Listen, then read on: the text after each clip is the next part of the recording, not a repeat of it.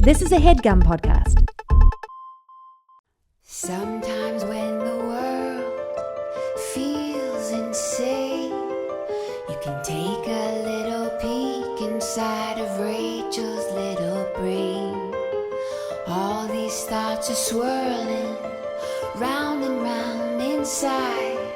So join us on this journey as we take a little ride. We'll talk about dogs and kids and things. We'll talk about chicks and tampon strings. We'll talk about boys that'll make you cry. We'll talk about death, 'cause people die.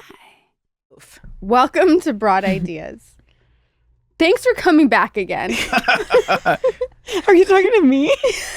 Talking to Kevin. And our listeners. Thanks, everyone, Mainly for our returning. listeners. You're really going to be happy that you returned this week because we have the Tyler Henry.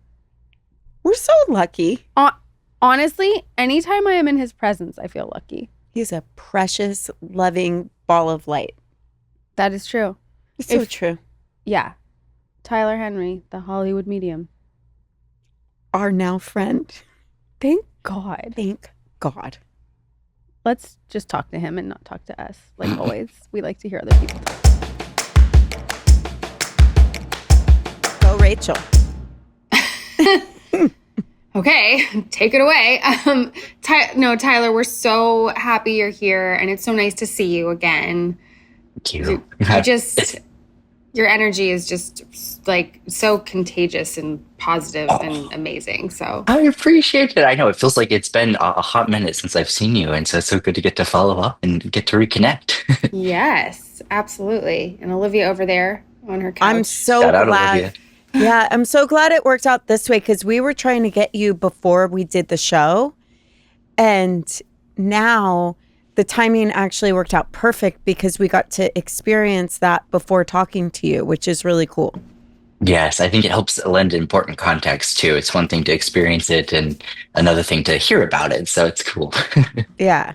Yeah. And I think, just for our listeners, and I don't know anyone who doesn't know you or what you do, but maybe you could just talk a little bit about it to fill people in. Yeah. Absolutely. Well, my work is that of a clairvoyant, and clairvoyant is a French word. It means clear sight. And so it's an intuitive ability that I discovered first when I was 10 years old. I didn't recognize it, I guess, as a gift or a proclivity until I got a little bit older. But I had my first premonition, a kind of a moment of knowingness at 10. And the experiences that came thereafter, very often revolved around being kind of at the right place at the right time, a certain degree of synchronicity. And so I think of a medium, or in my role as a clairvoyant medium, somebody who relies heavily on strong internal mental images as a way to navigate intuitive impressions. And then if one is good at what they're doing, they can, relay that in a way that makes sense to the person they're reading. Yeah. I mean, we had such a crazy experience with you on your show, and what you can do is just incredible. And thank you. Yeah, we have like firsthand examples of experiencing it, and what a gift. And as like a young kid, when you first, realized this, I kind of want to know what that's like, because I kind of want to know what that was like. Sure. Well, it was very multifaceted in the sense that I initially knew something was strange when I woke up one night and just had this overwhelming knowingness that my grandmother was going to pass. And at the time, it had really just felt like a memory that hadn't happened yet. And so you can imagine how confusing that would be. It's almost like deja vu to an extreme extent. But as those moments kind of continued to happen between really like 10 and 13, I would start getting these feelings, and sometimes would just naively relay them to kids at school, and then ultimately teachers, which became a whole other thing. My Netflix show covered my math teacher and her experience, with me when I was a teenager, and, coming up to her and relaying a message. And so these moments, happened to me. I think there was a very clear relationship between what I call the pure eternus, or some kind of like innate childlike quality that I never lost, a deep sense of imagination. And I think those two things definitely relate genuinely to practical psychic abilities. I have a question. Have you listened to the telepathy tapes? It's fascinating, the neurodivergence. It's Yeah. been really, really interesting, all of the studies that have gone into that. And I have a dear friend, Gary Nolan, who is a professional at Stanford University, and he's done a lot of really interesting side research into how neurodivergence relates to intuition, and how perhaps there are certain filters that the everyday person, has, perhaps for good reason, but perhaps certain intuitive people might not have those filters to the same extent. So here's my question too, because I've shared this before, but right before the LA fires, I have a kid with special needs. He's got a chromosome deletion. And a few days before, he was coming to me and my other son and saying, there's fires everywhere. All the buildings are burning. All the buildings are burning. And we'd go, no, baby, you're just having bad dreams. And he would get angry about it. He'd go, no, everything's burning. And so we were like, it's not. And then obviously all the fires broke out, and he could see a clip on the news, and he looked at us and he went, I told you. And we went, oh, what? And then I told another mom at school this, who also has a child with special needs. And she goes, you're not going to believe this. She's like, I'm going to send you a picture when I get home. And it was a picture her son had drawn, and it was a bunch of palm trees on fire. And so Shepherd, my son, and her son, the only two, well, there's three of them, but there was two kids with special needs in the class. Shepherd was saying everything was going to go on fire, and then this other kid was drawing it. Yes. And so someone's like, if you don't listen to the telepathy tapes, you're asleep at the wheel.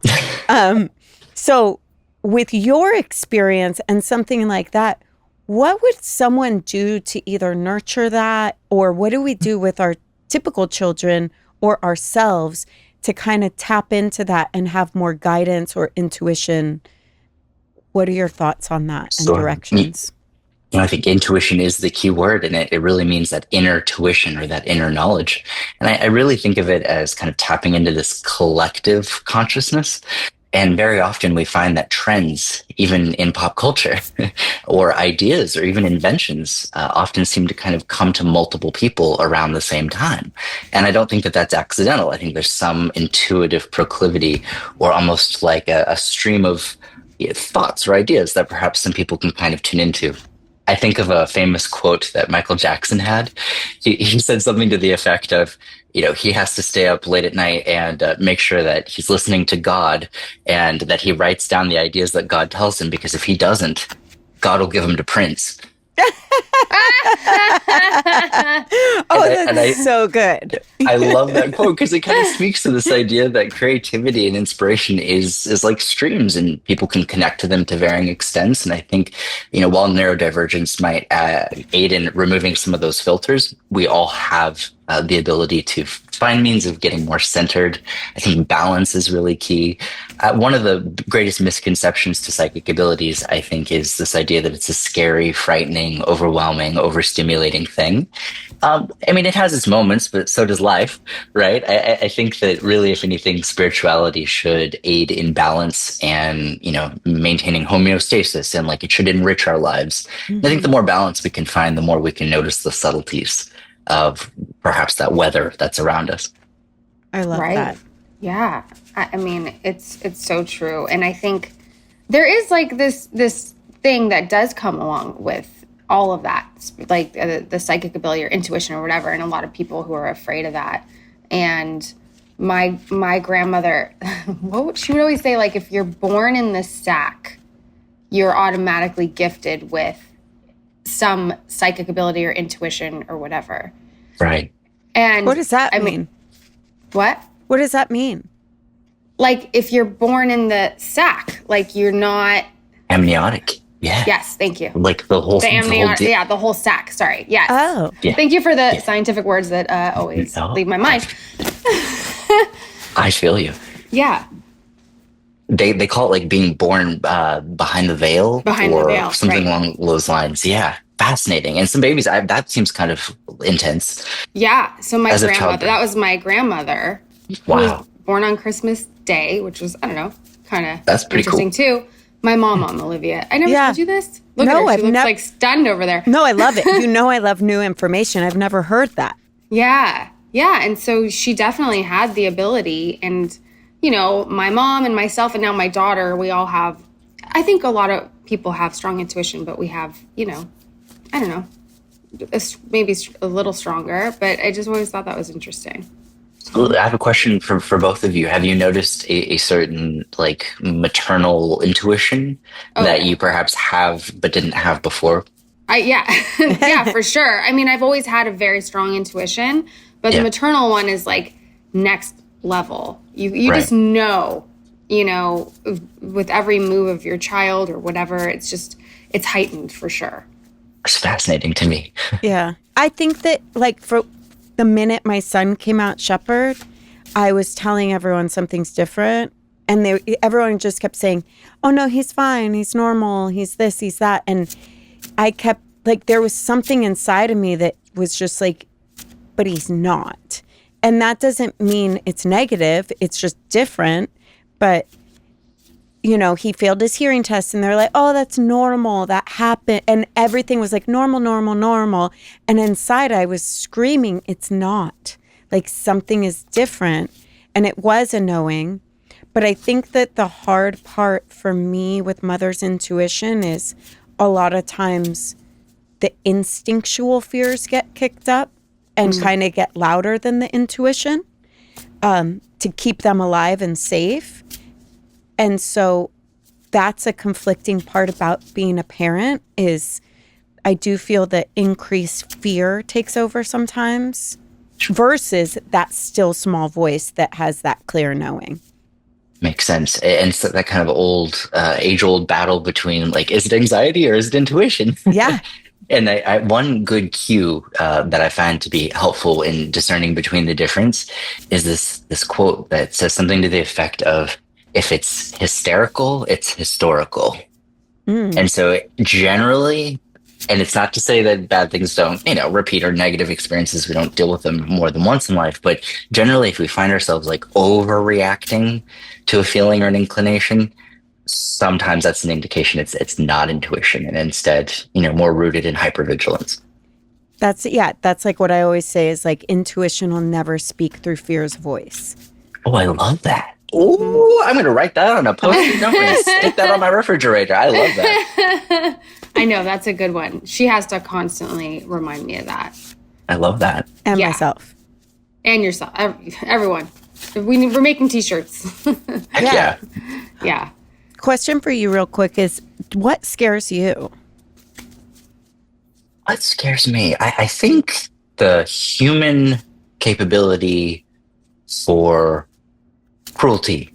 I think that's probably like, I really don't fear anything on the other side. Things that go bump in the night. I think people often say, are you afraid of ghosts? And no, I think if anything, when we pass it, I believe that there's a certain evolution of consciousness and that this is just one step among many steps that we will take in our journey of awareness. Mm-hmm. But I find that it is more the living material matters that really are hard to reckon with. There's this thing in philosophy called the problem of evil, which is basically, why does God allow for evil to happen? And that, definitely is something I think about. And while I do have a deep faith and a deep trust, it's a challenge with that aspect of why is there cruelty? Mm-hmm. Right. Yeah. Now, you obviously can see things and you do these readings and whatever. Have there ever been times where things come to you and you're just like, holy fuck, like just like totally either scared or shocked or, things that you see. Yeah. Absolutely. I've had so many strange moments.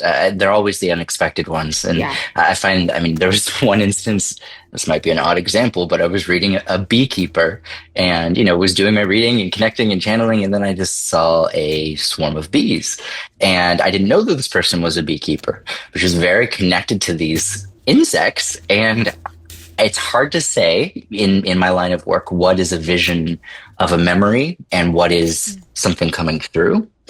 And in that case, it really made me wonder if these hives of bees weren't like showing some kind of gratitude in their hive consciousness for this person enough for it to get reflected in this reading.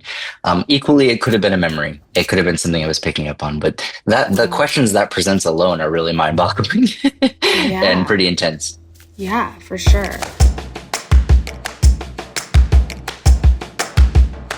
Jones Road products enhance what makes you, you, rather than covering it up. Create that effortless, natural, no makeup look. Their bestseller is Miracle Balm, the ultimate makeup skincare hybrid product that gives a natural glow. It's a true multitasker. It can be used as a tint, blush, bronzer, highlight, or on the lips, like so. It will replace almost all the products in your makeup bag. Gives you that your skin but better glow in under 60 seconds. Jones Road also has a full lineup of effortless skin-first staples like their Just Enough Tinted Moisturizer, a lightweight formula that smooths an even skin tone with a soft touch of coverage, hides redness, looks natural, and feels like nothing on your skin. Modern day makeup that's clean, strategic, and multifunctional for effortless routines. For a limited time, our listeners are getting a free cool gloss on their first purchase when they use code BROADIdeas at checkout. Just head to jonesroadbeauty.com and use code BROADIdeas at checkout.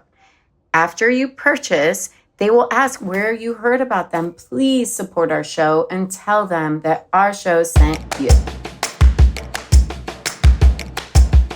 And I wanted you guys to tell, like, Olivia, I still can't get over the threes when we went on his show. Maybe you, I don't know if you want to speak to that a little. That was actually mind-blowing that happened. You can probably remind Tyler. Well, yeah, so the whole reading was mind-blowing. You picked up on my father, and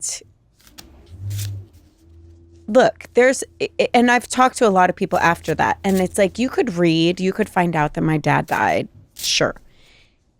There was an essence in which you described him that I've never talked about publicly, that I've never even touched on. And the way you nailed it was so dead on that it almost, I had like a few days afterwards where I didn't quite know how to process it, right? Because it was so kind of like, from day one, from the time your show came out, I told Rachel, we're manifesting that. That's going to happen. I've been saying it for years. Rachel, you have to do something. We got to get to him somehow. And so it was so crazy when we did. I was like, I did that. But yeah, you picked up on an essence of my father that there's no human possible way you could have done. And then my sign with my dad when he passed was I'd wake up at 3:33 in the morning. And I would get comforted and be like, okay, there's something, like everything's going to be okay. And so when we went on your show, you said, Mom, what'd the odometer say today? And she said, 333. And you were like, does those threes mean anything to any of you? And Rachel and I looked at each other like, oh, shit. Yes. Like the specificity and like there wasn't a single beat or moment that even felt off in the slightest. Right? Oh, yeah. Yeah. I mean, obviously, like, I know all the feedback you get. It's just so crazy and beautiful. And like, I appreciate that. Oh my God. And you saw my grandparents so clearly. And like my mom, the one I was talking about who's born in the sack. Yeah. You like picked up, you were like, I'm seeing Atlantic City. It was your favorite place. Like, I love you were it. like, I know. And it was like specific to her and my grandfather, you know, who passed. And it was just so cool because you feel that connection. And it's just so amazing how you bring people that comfort and connecting with ones that, you know, they can't physically see anymore or talk to.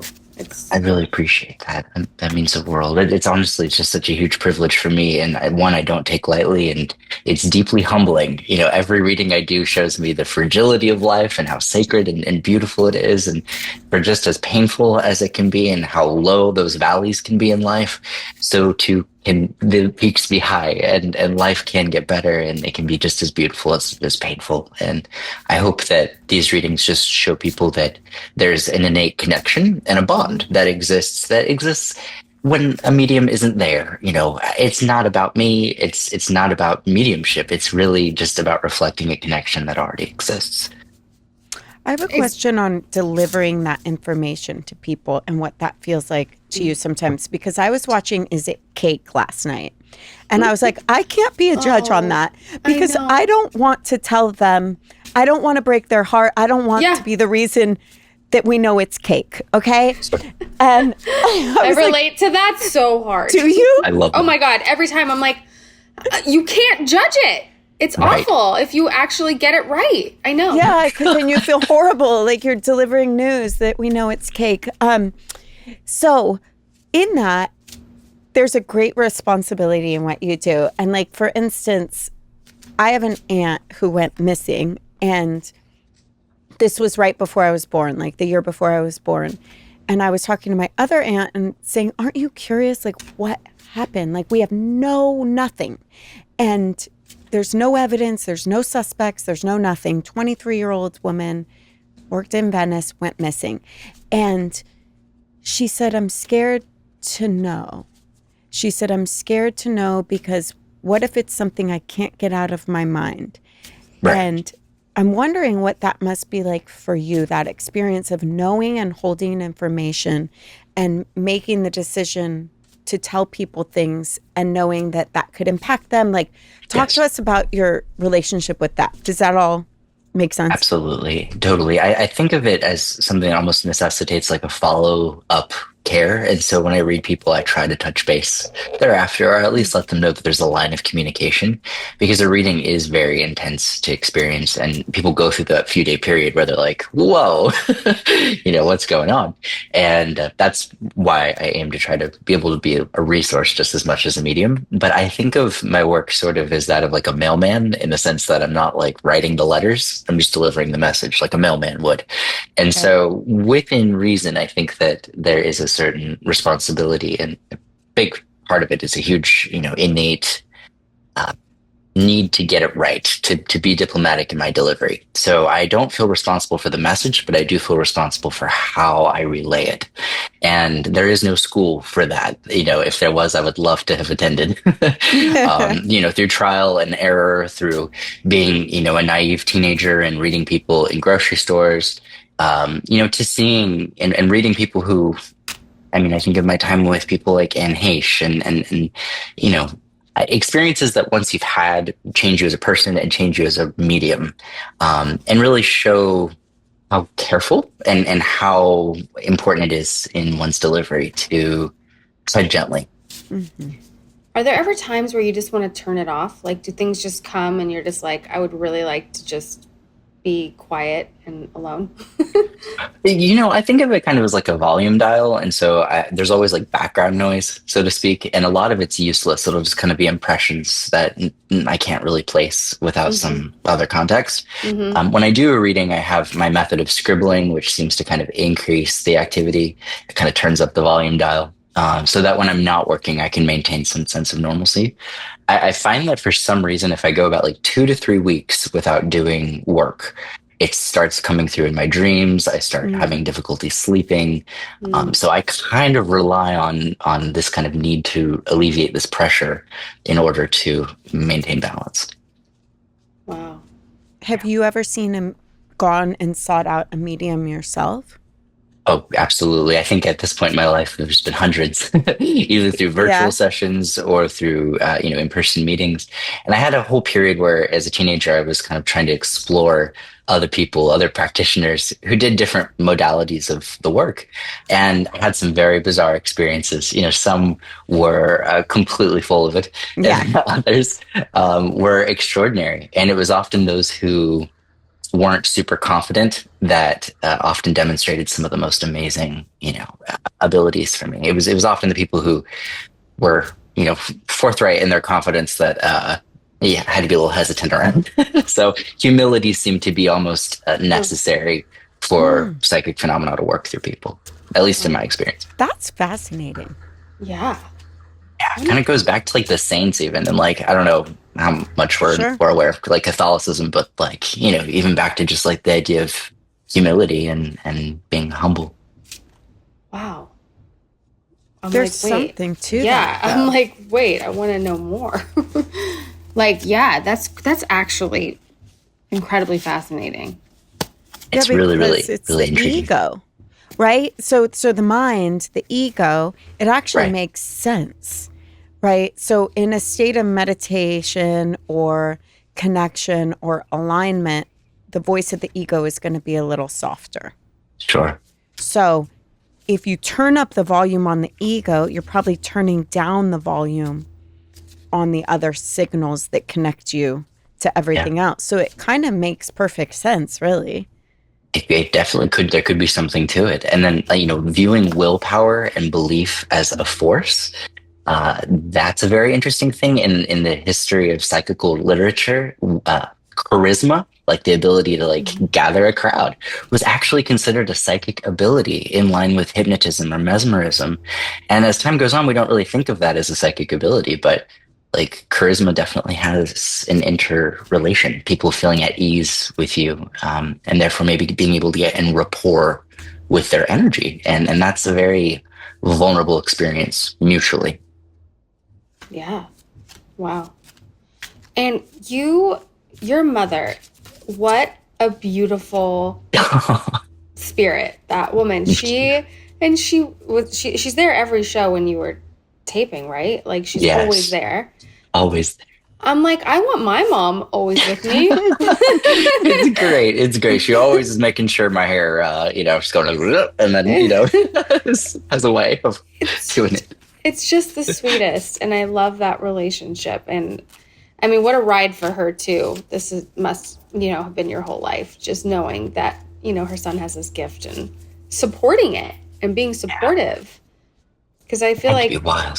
Yeah, I feel like there's some people that might not be as open-minded and maybe would have had a hard time with it, but I think it's so cool, like the support you have.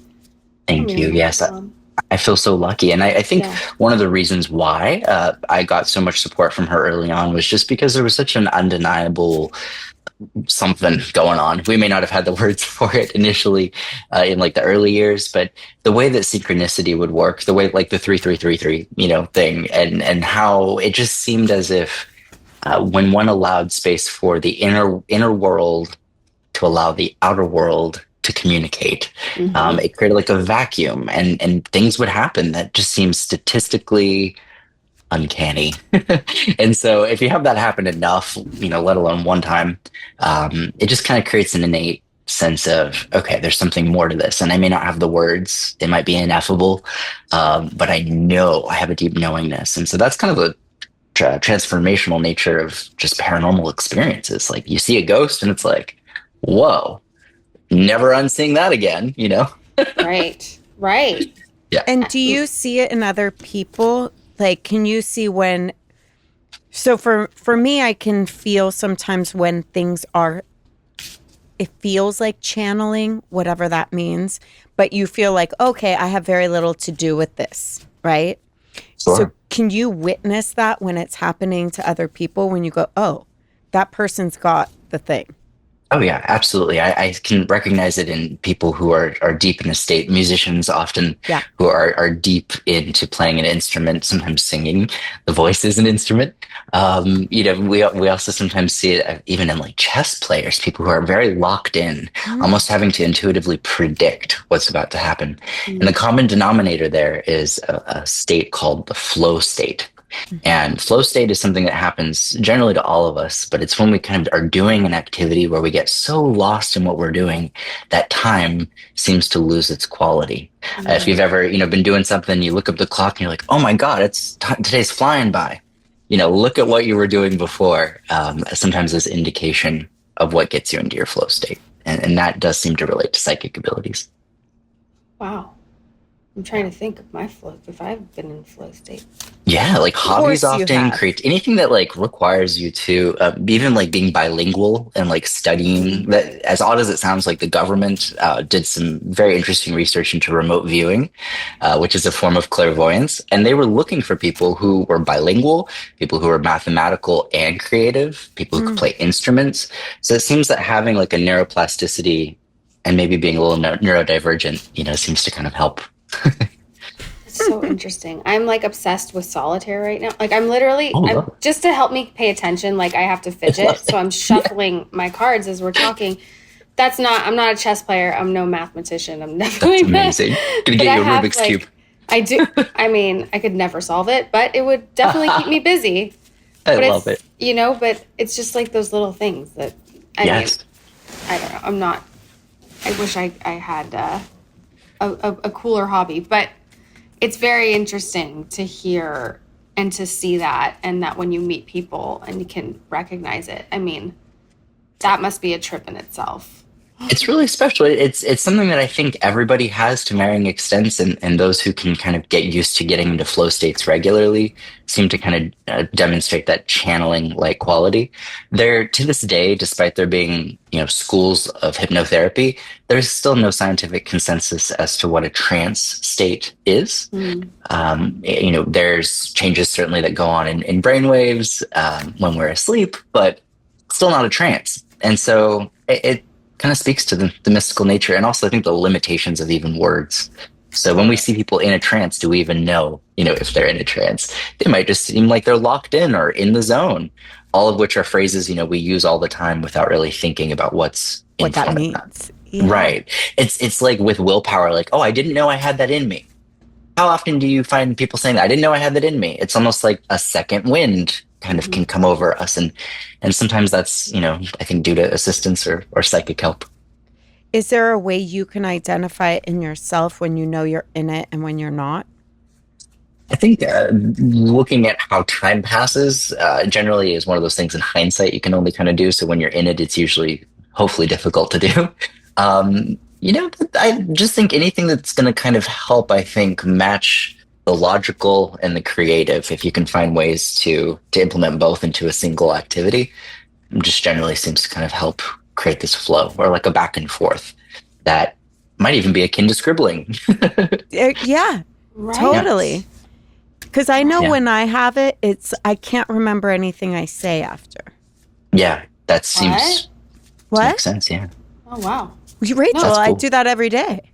When you're like, she's always like, repeat it. I'm like, I can't. Oh, right. Yeah, that thing. Yes. Yes. That to me is flow. Because when I'm in flow, it comes out, and then she'll be like, okay, what was that again? I'm like, I don't know. Right. Exactly. Yeah. No sense of time. That's what no sense of time is. Yeah, totally. It makes recollection tricky. It's actually one of the hardest parts for psychics, genuine ones. You often report that the past, the present, and the future all feel like one thing. And so it's actually tricky to kind of determine, has this happened yet? Has it not? So I want to hear more about that, because I heard recently someone was saying, and this is just like a theory, but I love to go down the rabbit holes of the theories. And it was saying that when we get intuitive hits, that really it's like a future version of us sending signals back. Sure. Which I was like, ooh, that's fascinating. Like, is there anything to that? There's a theory called retrocausality, and it's this idea that the future creates the past. And I talked about it a little bit in my first book, and it's always been a really fascinating idea because we think of time in such a linear, sequential way. And I, on some level, believe in some aspect of predetermination. But if retrocausality is real, then it might be pro-determination. It might be somehow the future, hearkening back and maybe changing the past. Who's to say? I think it's very tricky to come to any conclusive answer at this time and what we understand about it. But as a psychic, or I suppose as someone who gets an intuitive sense on the trajectory of current events, I really don't find that most of the future is set in stone. It seems kind of fluid, like there are many different kind of avenues to the same destination, despite there being some degree of predetermination. So it's kind of that age-old question. What about the multiverse? totally could tie into the multiverse theory. And again, there's certain limitations, and I never want to speak out of my wheelhouse of knowledge. But yeah, I certainly think there could be something about that kind of. There's this old myth called Indra's net, and it's this idea of essentially like a bunch of dewdrops in a spider web. It can be visualized as, and each little dewdrop represents a facet of the human experience, and we're all just kind of considered to be this vast tapestry, interconnected. And I find that to be true. And however that ends up equating scientifically, we'll see. Right. I love that. I feel like I've heard that before, and I think it just creates such a good visual of what it all is, especially if you believe, because I do think everything's connected, and it's surreal to see it and to experience it, like even like through you with your readings. It's I think one of the coolest things, and I am such a believer in all of it, and I think that it's just like, I don't understand how anyone could like object or like not be open, because it's like, hello, like literally. Well, it's all there. It's like mind blowing to me. So it's hard to understand that all people don't think the same as you, right? But it's also like, how can you deny when the facts are in front of you, right? Yeah. I think one of the biggest challenges is that it really evades quantification. It's one of those things that very rarely happens under laboratory conditions. There were extensive studies on a dear friend of mine, Uri Geller, who is one of those interesting mixes of both a magician and a genuine psychic. I've seen him demonstrate mind reading, just extraordinary feats that there's no way he could be tricking his way into. And equally, he uses his claim of being a magician to kind of help shield himself from being taken too seriously, being looked at too closely, for a genuine, perspective of, I think, safety, personally. So, all that to say, there's definitely something to it when it comes to all that. Forgot the initial question. Yeah, but that's why the telepathy tapes were cool, because they were studying these people. Another thing, gosh, you said something. It'll come back to me. The scientific quantification thing, that's what we're talking about. It's tricky to quantify. It is tricky to quantify. And I think a lot of times when people reject it, it's out of fear, right? Of the unknown, or something that maybe their religion told them, or whatever, that, don't listen to false prophets. But sure, don't listen to false prophets. You know totally. What I mean? Like, Agreed. I couldn't agree with that more. But, yes. When you're having these conversations with other mediums, is there something that you look for to confirm it for you?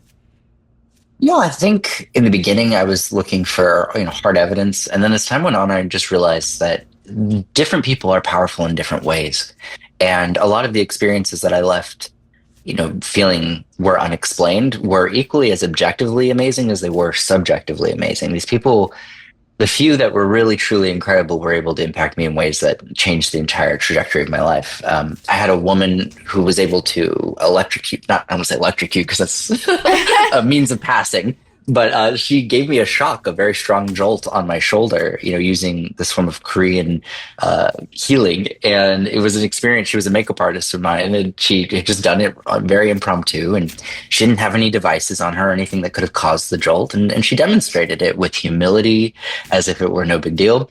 I've had people replicate images from thousands of miles away that were sitting on my desk. Oh, and the people who did these things were usually people who lived very humble lifestyles. The man who was able to do this, replicating two images from 3,000 miles away perfectly, he's been in and out of homelessness throughout his life. He asked me in exchange for this demonstration to pay for some dog food for his dog. I offered to, give him obviously more than that, and he wouldn't take it. So there's something about humility and maybe piousness. I don't know if it's the right word, but being able to kind of live in an anti-structural way. Very rarely do I find bankers with psychic abilities, or people who are, to be honest, it's just the weirdest thing. Very rarely do you get like the materialists also being spiritual, just because they seem to kind of repel. Wow. And it's not to say they aren't spiritual bankers, but it's just like Yeah. it's a certain mindset that is required. It almost has to be lived in order to kind of fully be embraced. That is so fascinating. I mean, just the level of humility that you keep talking about, that I would say a good majority, as you're saying, like, have, if you have this gift of any kind of clairvoyance or whatever. And I just think that is just, I don't know, it's kind of blowing my mind. And just thinking about the world today and how everyone is and what things are focused on and what's happening, and like just that simple thing. I almost cried about the in and out of homelessness. Yeah. And just wanted food for his dog. Yeah, that's all I wanted. And then you have people like Uri Geller who are very, very the opposite, right? And very performative, and yet there seems to be something about using belief as a tool. I think we maybe identify with belief a little too much. We might make belief a little bit too much of our identity. These people seem to be able to use belief as a means to an end. And I find that so fascinating because it's part of the psychic process. It goes back to charisma, and being able to kind of will something into happening, something amazing. Yeah. Have you ever wanted to do something different with your life path? Like, being that this chose you at such a young age, sometimes I see that with people, that there's something that they got chosen to versus them choosing when they had the consciousness to do so. When we're in our life path alignment, do you feel it chooses us or we choose it? And have you ever wanted something different? Sure. I've always tried to keep my options open, but this has always been my calling. And one of the greatest quotes that has ever been spoken to me was, "Your interests are indications of your calling." And I love that. Your interests are indications of your calling. And as a child, it's very tricky sometimes to identify those interests. Right. Sometimes we have a lot of them. And that's why it's so important for the unconditional love of a parent to be able to build up a child's self-esteem so that they can really assess what their interests are, because those often are what they're called to do and the difference they're called to make in this world. Wow. God, that's so true. But So it's huge. Yeah, just like their self-esteem to discover it.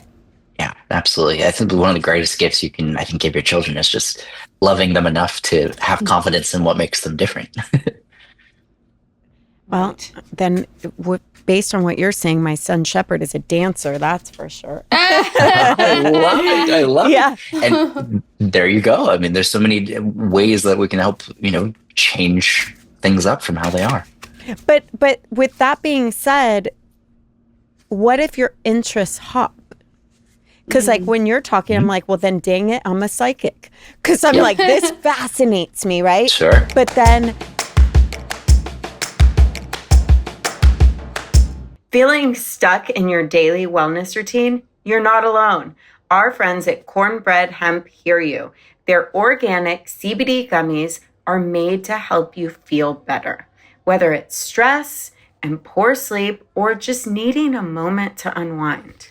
CBD might be just what you need to level up your daily routine.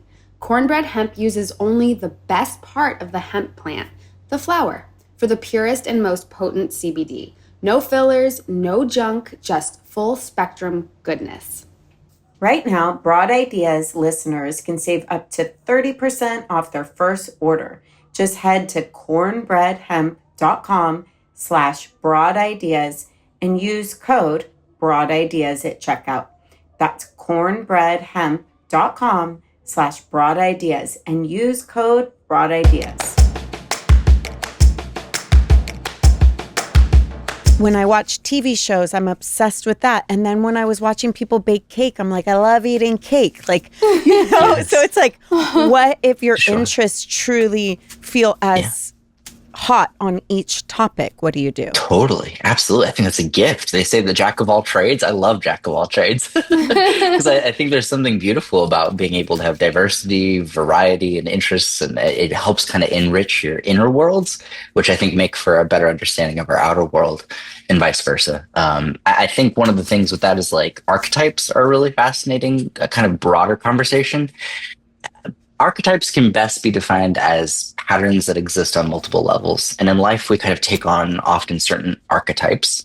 And those archetypes often correspond with certain interests. And so, like, the seeker might be an individual who is somebody who finds true, genuine fulfillment in every foreign, interesting subject that is, not part of their structure. And they might get life from seeking and from finding fulfillment through the experiences of others. And you see it with like travelers and people who are constantly surrounding themselves with other cultures and sometimes even opposing belief systems.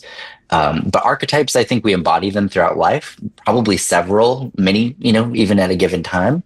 But they might inform why we kind of seem to attract certain interests, almost like constellations through the lens of our personality. Wow. Love that. I know. What archetypes are there besides the seeker? Oh my gosh. The Jungian archetypes are something worth exploring and really, for me, one of the most fascinating subjects. I relate archetypes in my own personal belief to that of actually the Greek gods. And so for me, for example, I take on, when I do readings, the role of Hermes. And Hermes, you might know him. He has a little winged helmet and winged little feet. And in the myth and the archetype of Hermes, he's the messenger. He's a psychopomp. He's somebody who is able to deliver messages from the living to the dead and vice versa. And he's also a trickster. He also has a strong sense of humor. And that's, a quality. He also is very much involved in merchants, the protector of trade. It starts sounding a lot like saints, right? In Catholicism. Right. But it's like these archetypes represent these kind of constellations of interests. And in my life, I'm a very Hermes person in that, I have an appreciation for the sacredness and the seriousness of my role, but levity, is a huge necessary component and one I embrace. And so I think we all can look at what archetypes we're embodying in our day-to-day life. Yeah, and it sounds like each religion has their own version. Totally. And it can be through the cultural lens of which is familiar to you. I think for me, in my case, it was helpful to kind of actually reclaim some of that power, even around Christianity, something that was, for me in a lot of respects kind of tainted early on. I was able to reclaim that and kind of like look at the saints and think, maybe it's not so literal. Maybe it's more of just a constellation of behaviors. And how do I embody that? And how can that serve me in a practical way in my day-to-day life? Yeah, I love that. I'm thinking of Rachel, and I'm wondering, I'm just thinking of what archetype you would be, because like I 100% feel clear on the seeker. But for Rachel, like for instance, this morning, at 9 a.m. before having to get ready, she's got 3 different waffles being made for the girls. And like literally, I'm like, okay, so what I would nutshell her as is a nurturer, is someone that's always trying to take care of the people around her. And what kind of archetype would that be? Totally. I mean, I think archetypes are just one of those things where, there's established ones and then there's ones that we kind of observe more in our day-to-day life. And, I think it kind of just goes back to like myth and lore and all through the kind of points that we find comfort in. Even like in fairy tales, as odd as that is, there's certain like resonance, and Aesop's fables. Those are things that were told for a reason, told to children, often to dissuade them from naughty behavior. But there's very human lessons in all of that and about, motherhood and childhood and everything. So it's kind of one of those things I think you can only discover in yourself. But like the divine feminine, that's one that's really fascinating to me. Certain archetypes of people who have embodied that to their detriment. We think of like Marilyn Monroe, Anna Nicole Smith. There's almost something about that, almost as if that character, when people try to embody it, they almost they die by the sword they live by. And that archetypally is often true, that the story we live by is the story we go by. So thinking of it from a more pattern, a constellation oriented thing, it helps. And you can look to myth and to humanity for examples. Right. Has anyone ever come to you to try to see or speak to or channel Marilyn? That's never happened. It's been thrown by me a couple times to tour the house, but it has yet to happen. And at this point, as time goes on, there's fewer and fewer people who had a human living connection with her. Of course. And so the chances, start kind of minimizing. But right. It's always possible. Wow. It's such a crazy thing to me, but Yeah, I think the whole archetype thing is very fascinating, but you're right. You have to discover it on your own and like Yeah. what speaks to you. But there are so many different examples. And I love that you gave even the fairy tales, you know? Totally. Absolutely. And then life, seems to follow that kind of divinity, and that we talk about destiny, and it really does. In the lives of successful people, often you see that they feel like one thing got them to the next thing, and it Right. didn't seem accidental. And so it's really cool to witness that. Right. And you can also change your archetype, right? Because if you look at someone like Yes. Pamela Anderson, like her trajectory beforehand would have gone in the Maryland category. And it's Sure. like she has kind of flipped us on our asses and Exactly. completely shifted archetypes. Yes. And some could say got a more whole appreciation for the divine feminine. It's this idea that like there's shadow sides to every archetype, and that it's not to villainize a side of an archetype, but it's more that it just can sometimes lead to more destructive results. And so to be able to kind of individuate, Carl Jung talked about ourselves, and through these archetypes, it gives us a more well-rounded understanding. And so that helps people, I think, kind of discover themselves more deeply, pull from, the stability that sometimes is necessary through other archetypes, and just finding the inner strength in one's own femininity is really powerful. And it's so beautiful to see how women are able to do that. That's so cool. Do you ever get tired of talking about all this stuff and you just want people to ask your Taco Bell order? Oh gosh, with IBS, it's rough with talking. No, I'm just kidding. Can you imagine?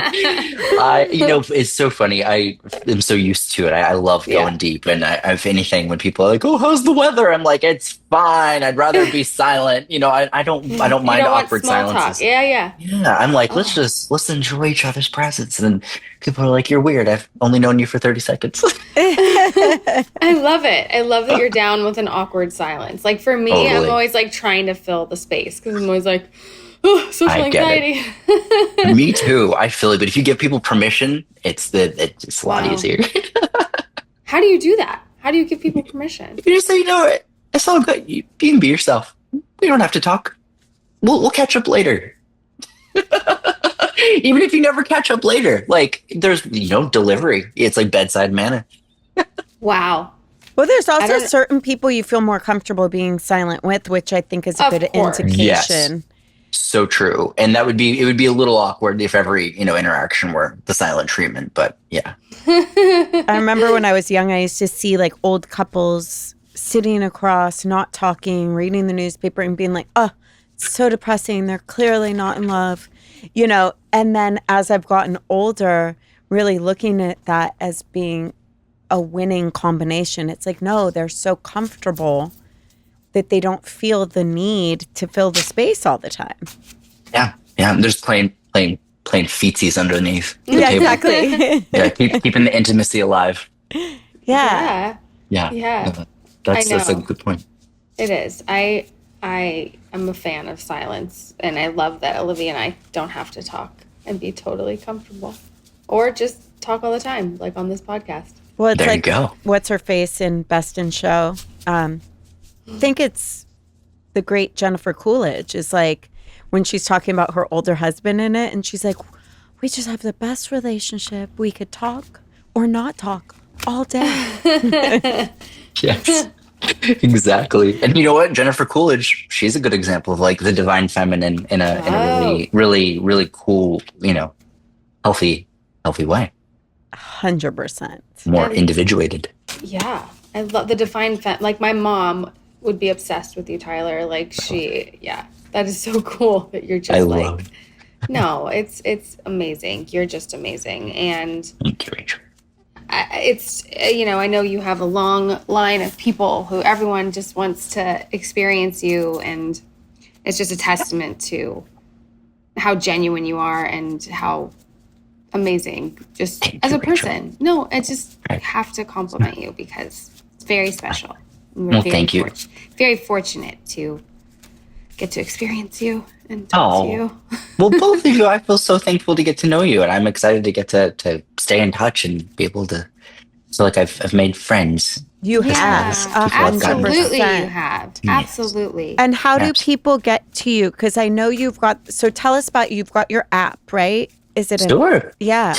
Yeah, so through Fireside, I meet with people virtually, and Fireside was started by Mark Cuban and Fallon Fatami a few years ago, and it basically is just like an interactive podcast of sorts where people can, participate in like live discussions. I also do private readings, virtual group readings, demonstrations. It's all recorded, and allows people to really kind of like experience readings, if not receive them themselves.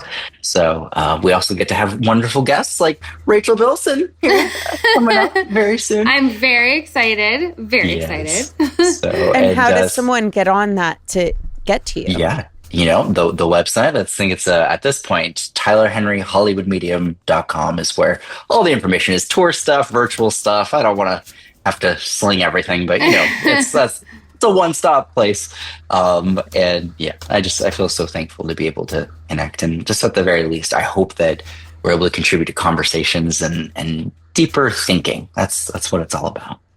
Have you ever met anyone that's another medium or a supposed medium that tries to like size you up and feels a little like intimidated or jealous? Yeah, all the mediums, they can't stand each other for the most part, and I'm just really? kidding, slightly. But I will say this, I've met pretty much all of them, and everyone just works so differently. There's a certain degree of confidence that's required in order to do the job, but then with that, I think humility is equally as important, and sometimes the confidence in a personality that's required makes them kind of unpleasant to be around. It's kind of like, surgeons. Yeah. There's like shout out to surgeons, like love surgeons, necessary. Like I've had 2 brain surgeries, love a surgeon. Wow. But like they have to have a degree of conviction in what they're doing in order to, have the scalpel in hand. And so it just makes for often very strong personalities that often don't get together well. But if we put them in a room together and Big Brother style it, like live stream it, can you imagine? Can we That'd be do hilarious. that? I know. Yeah. That would be lock them in. best show ever. Yeah, like medium, large house. Medium's in the big house. That would be Wait, you have to fascinating. I'll give you 20%. We'll lock them in, and then just like by the end of it, it'll be like a Rat King. They'll have like all collected. Oh my God. It'd be all of you guys and all of the ghosts. Yeah, exactly. Things with furniture would be levitating. That would actually be such a cool show, though, because it would be cool to see mediums coming together. And really, because the spiritual principle of there's enough pie for everyone. Exactly. Right? Like, whatever I do good, someone else does something better. And like, can't we work together and do that together?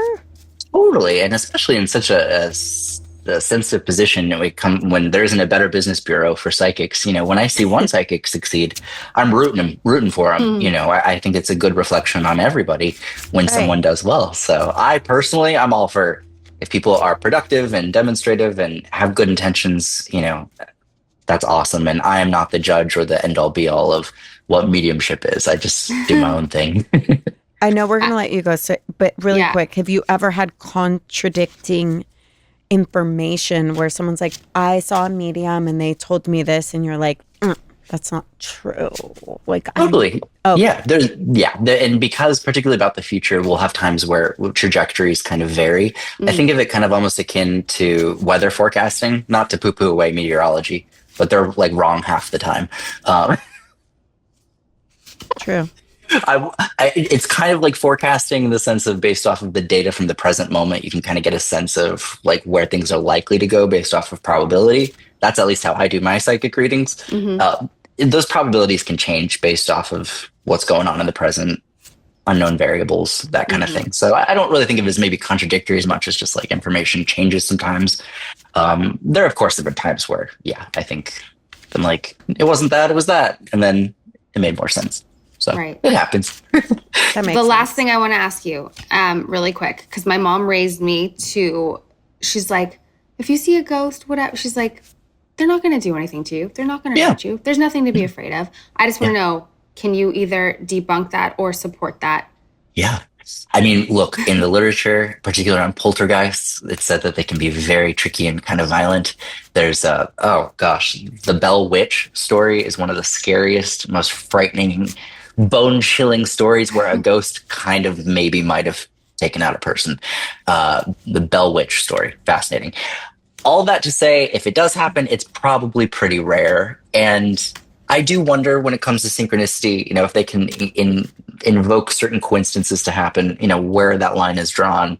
Equally, it's important to not live life in fear. And if anything, if it were a threat, we would be seeing more deaths be a ghost. And we don't. And so Right. I think if anything, there's more comforting experiences than there are negative. And that just for me is more what's worth, I think, finding meaning in. Right. And of course, now I'm going to be like, well, I have to read the Bell Witch story. Me too. Oh, now I know what I'm doing today. Yeah, great. Right? That one was one of that could have been one of those cases where something was there and didn't like the dad in a family. And yeah, it happened way back in the day. So worth reading. But Great. I can't wait to get to catch up, Rachel. It's going to be wonderful to get to see you on Fireside. I can't wait. I'm so happy. And thank you so much for talking thank to you us both. and everything you do. Likewise. Yes. Can't wait to see you soon. You're a beautiful Absolutely. human and we You adore are. you. You're a And beautiful person. Thank you both. I appreciate you so much. If either of you need anything, you know where to find me. Hello. Hello, people. hey, How are we doing? I feel good today. I feel good. Yeah, why do we feel so good? The coffee? Coffee's always good. Is it fall? Fall, you know what makes me happy? I have a street that's like by my house where all the trees change and you feel like you could be on the East Coast. I love it. And it makes me so, every day I'm like, you know what? This is putting me in gratitude and I'm so happy. It's the And best present. feeling. And they said that to Briar this morning driving to school. I was like, you know why your birthday is my favorite time of year? Yes, it's when you were born. That's number one. Yeah. But number two, it's fall. It's cozy. The trees, look at our trees. They're changing. She's like, yeah, Mom. Yeah. Wait, does anyone else have a favorite season other than fall? I feel like it's the go-to. What's yours? I see. Growing up in the Midwest, I was kind of a spring, I was gonna summer say- guy Oh, you're a because springer. The winters are long. the freedom felt so good. Of this is how long I've been in LA, which is not super long, but long enough where I was like, I'm nostalgic for I get to wear shorts. Yeah. That felt fully. incredible. I was thinking in my head, I bet spring for a lot of people because there are long winters. And growing up in California, we didn't have those winters. So it's a lot different No. for us. Fall I love is the fall though. everything. It's Yeah. I just want it to actually be fall because it Mhm. can't be 90 degrees anymore. Mhm. No, in the mornings it's fall. It is And by like this morning it afternoon was it's cold. summer. Yep. Yeah, it's like crisp and warm and It's cold at the just same time. It's like cozy. a hug Mhm. on You your guys like insides. spiced apple cider? Yep. I was just gonna ask. Yes, I love Like it. hot apple cider. Yeah, but I So don't like a good. pumpkin latte. Had one this morning. You like it? I had Well, pumpkin from where, cold brew though? Starbucks. It was all sugary. Is that where I got? And I was Yeah. like, It tastes fake. it did taste fake. Yep. It does. I'm a It huge does. pumpkin lover. My Love. daughter, for her cookie competition at school Fun. with her friend, Hmm. made these shortbread with a pumpkin pie filling Mm. cookie with whipped cream on top. How were they? They were fucking amazing. Yeah, that sounds From incredible. scratch? Yes. From scratch. Okay, so how do you do it? I've never. Shepherd keeps asking me to make a pumpkin pie. I don't It's know how to do it. So easy. It is? Yes. You get the pure pumpkin, Mhm. like the pureed pure pumpkin. Okay. A lot of people use Libby's. You do whatever. People have also recommended the 365 organic one. Okay. Mhm. In the can. Wait, is And there it's a like- way to do it gluten and dairy free though? Yes. There's for sure a recipe. Okay, for tell that. me, how do you do it? Trader Joe's right now has gluten-free pie shells. FYI. This is good news. Yeah. It's huge. I am This on is it. a big deal. It's okay. a big deal. Okay, go. You can look Take up a us through vegan it. version, but usually, if I I'm had remembering Leah, correctly. my wife and I would make A vegan one? It was a huge COVID thing for us where we just kept making pumpkin pies. That's amazing. And it was a lot of so fun. Yeah. Good. but it's just like sweetened condensed milk. I'm a horrible cook, and it was like the one thing that I could figure out. Yeah, eggs. And like it's not a lot. And you mix it with the pumpkin. Like it's not. So what would you do? There's definitely an alternative. Okay. Instead of sweetened condensed milk, 1,000% there's a vegan pumpkin pie. So how do you make a pumpkin pie? Well, I do like a traditional, right? I'd like Where no, you I make want you the to take me filling. through it. Well, I don't have the recipe in front of me, and I don't do it enough because it's once a year to like tell you everything in it. But I know that you add that to the pumpkin, probably vanilla, eggs, stuff like that. Nutmeg, maybe. Yeah, you have to do the pumpkin pie spice. You could either buy that already made, or you buy the things individually, which would be like cinnamon, cloves, nutmeg, allspice, and you mix it yourself. Okay. Ginger. And then you just put it in the crust and bake it? Yes. And that's it? Correct. Yep. That's it. You can do it. What do Okay. you do? You never made pies for Thanksgiving? I've never made a pumpkin pie. No. That's crazy. What's your go-to pie? And I'm sure we've What's discussed your this, go-to but I'm pie? curious. No, it's I important. love apple pie. Apple's your go-to? That's my least Yeah. favorite. Really? Mhm. Apple pie with ice cream. Hitting for me. Ting. Huh. You're so happy you're not vegan. The 180 has been I mean, so wait, drastic. Kevin, it's Do you ever so go to, on. Well, now that you're not vegan, Yeah. Pie and Burger, their pies. Oh, Okay. their pies are amazing. Oh my God. Where Their is it? blueberry pie, Mhm. it's in Pasadena. Great. Okay, cool. Their blueberry pie, which is year round, so good. Okay. So they have good. seasonal pies. In Might the be summer, a they little have detour tonight. a fresh peach. Ooh. In That's the summer, my favorite. Yeah, in the peach that summer. pies. one, Yeah. Love. Maybe ridiculous. peach pie's number one. I love live a for a pumpkin. banana cream pie. banana cream. I also like a Ooh. coconut custard. Mhm. Not that popular. I Love like it. I don't know too. if I've had one. Dupars. I missed you. I miss it so. It's still at the Grove, I but know, it's but that's not close. in the valley where we grew up. Amazing pies. There's this I ice have cream made brand. a pumpkin pie. I'm sure you have. But you know what's tripping me up is that I have to make it gluten and dairy free, and that's what's like getting in my you head. can do it. Sure. Get the pie shells from Trader Joe's. I'm sure they're good, the gluten-free ones. Or other places will have gluten-free options or recipes. No, that's like a really good the shell. note. Yeah. Yeah. Mhm. You can just do it. There's an ice cream I've seen that I've never tried, and I forget. I want to say it's from New York, but it's a flavor, and it has a latticed pie crust on the top of the ice cream when you Whoa. open the pint. What? Yes. What? We have to look it up and find the name, but I'm dying to try it. Like that to me. Yeah. Rachel, that's mold. Oh, pie crust. I'm telling you. Yum. Yeah, it sounds You delicious. guys, I make a good key lime pie. you do make a good key lime pie. I was tempted to make that love for you with your that. banana pudding for your birthday. I wanted it, but You did? no. No, but I isn't that wanted funny? it. You thought about it, and you course didn't I even did. say anything. And in my head, I'm like, She likes it. I would make that for her too, because Jeff would like it too. Loves. Yeah, I know. Loves. But I was craving the banana. Yeah, and I That's made it. the best. Yeah, I want it right now. Me too. It's so good. It's so good. I love it. I would Everyone fuck with was that every really day. happy too. You made a good choice, and we could Yeah. stick a candle in the pudding. It works. Did you know that you could stick a pan? Oh, I wait a never minute. have cake for my birthday. I do not like cake. Interesting. At all? No, I'm not a cake person. You guys, the other day my brother came out and he's just like, "You're gonna die." What? What? Because I ate a piece of cheesecake, not a bite, a piece, Mhm. and then a piece of chocolate cake. What? And he's like, "What is actually wrong with you?" And I'm like, "So much." But my mom makes this chocolate cake that's so good, but we had bought a piece of cheesecake. From where? Prince Street Pizza Has a good cheesecake. has a good cheesecake. This is good information. Interesting. It's good. I've been think going they there bring recently. it in fresh. It's like a good piece of cheesecake. Yeah. I like It's their not pizza. like Not the like our hidden place. gem, Yeah. but that place is. That's next level. That cheesecake is so good. You know who doesn't have the best cheesecake? Who? Cheesecake Factory. They don't. I knew she I've was never gonna say had it. that. What? Well, I've never gone there. As a non-vegan. Yeah. So All right. Well, I mean, they have fancy cheesecake, There's Sure, so yeah. many different flavors of cheesecake. but I like a cheesecake just like classic. classic. I went on a date once at the Cheesecake Factory like 10 years ago, and the person was like, I'm moving to New York. And I was like, what are we doing? Oh, Oh, But that was her There you go.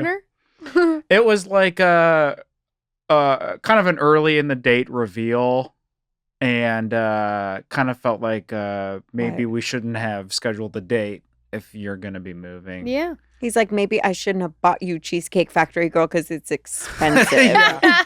Can we send this back? Not the cheesecake. But yeah, it says a lot about me that I was like, yeah, let's go to the Cheesecake Factory. I actually love that. the Yeah. Cheesecake I would be Factory. way more impressed and into a date if they were like, yo, I'm taking you to the Cheesecake Factory. I would Yeah. be like done. Where's your bed? My my second date with Leah, she pitched Taco Bell because we were talking about how much Taco Bell rules, and I was like, I would love nothing more to do this, but I wanted to take you to a restaurant, but we will go to Taco Bell soon, I promise. Because it felt like, not that it was a test. She was like, let's get Taco Bell. And I was like, I really like you. I want to take you to a nice, not even a nice restaurant, but we went to like a Mexican place. But I always think about the Taco Bell pivot second date. I like that. Yeah. I love That's that. like a strong, like, No, if Soup Plantation still existed and someone came to me and was like, I am taking you to Soup Plantation, I would be like, fucking give me a ring. Let's do it. you know how many guys I could get to take you to Soup Plantation? No one can. It doesn't exist. I could get you a guy to take you to Cracker Barrel today. Oh, that too. Yeah. Today. Oh, 100%. I will Mhm. marry you. So, do you know about, what's it called? I know they don't have your little blueberry muffins you like, but Soup Plantation? no. They don't have what? What are you talking No. about? Do you know about, what is it called? Hometown buffet? No, where they have it in Pittsburgh, Eaton Park. What is that? So My they have one in sister-in-law Burbank was now, a I think. mascot for Eden Park. What? She What? dressed up as the cookie. Yeah. Oh my God, that's amazing. I don't know what it is. So Eaton Park is like a little diner, but they have a Buffet? salad bar. Like Sizzler? Yeah, kind of. Yeah. But like it would be. Does So Sizzler when still we go to exist? Pittsburgh, I'm always like, let's go to Eaton Park and we do Heck like the yeah. salad bar. Mhm. But they I'm have down. one here. That's so interesting. I don't know it. I saw it for the first time. I was like, they have Eaton Park here? What the hell? We should Well, go. we're definitely going. Yeah. Why did you not take me for my birthday? I didn't. Oh, I'm sorry. We went to John and Vinny's. We did? No? Did we? Where'd we go? Where'd we go? John and Vinny's. Did we? Okay. Had sorry. I known Anyways. Yeah, no. Eaton Park, I Yeah. would have taken you there. I just saw it for the first time. I was like, what is Well, we're happening? going. Nice. But they do have little muffins, I feel like. Like Soup Plantation is what you're saying. This is what There I'm is kind a of Soup like. Plantation dupe. We've talked about this, but it's like way east LA, somewhere. I don't know where it is. It's far. But there is a dupe. So this is what I love about my friend Dustin is that he and his friends will go on road trips to all these little places. I need to be on those road trips. Yeah, he's invited us. Well, we're going. Okay. Dustin, if you're listening, we're coming. Me too. Okay. All right, everyone. That Happy was fun. fall. Happy fall. Love Tyler. Fall's coming in. Chris, fall's not like your other seasons. Fall's coming in like a warm hug. Who is that? The amazing coming in cutesy, demure. I don't know their name. Oh, Yeah. oh, got it. Okay, All bye right. guys. Fall's not